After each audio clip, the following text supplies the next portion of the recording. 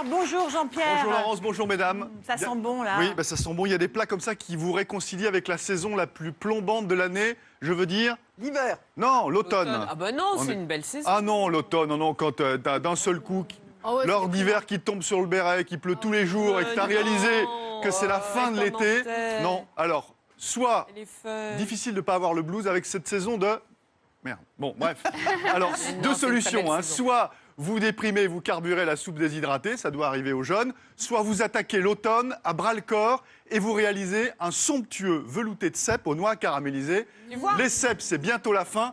Et cette recette, je l'ai dénichée dans ce livre, dans cette revue plutôt, 180 degrés, comme la température du four, qui est en vente dans les librairies ou dans les kiosques. Hein, c'est leur numéro justement d'automne. Alors pour faire ce somptueux velouté de cèpes, il me faut naturellement des cèpes, des champignons de Paris qui vont servir uniquement à faire le bouillon. Ils n'existeront plus dans la soupe ensuite. Quelques échalotes, un peu de beurre, un peu de farine, un peu de crème, un peu de sucre pour caraméliser les noix que je mettrai au-dessus de ce velouté. Quand je pense que c'est Bigard qui va le goûter, ça me fout les jetons. À tout à l'heure. Merci Jean-Pierre. Effectivement, dans un instant, notre invité sera Jean-Marie Bigard. Il a choisi les grands 8 pour venir faire son show. À tout de suite après la pub.